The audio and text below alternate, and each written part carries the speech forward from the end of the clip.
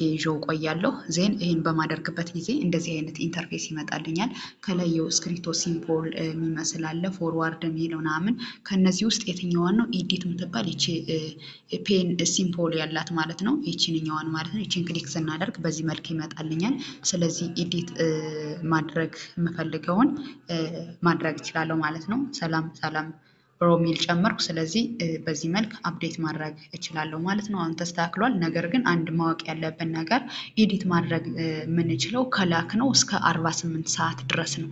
48 ሰዓት ካለፈው ኤዲት ማድረግ አንችልም ማለት ነው። ከወደዳችሁት ላይክ፣ ሳብስክራይብ አድርጎ መልካም ጊዜ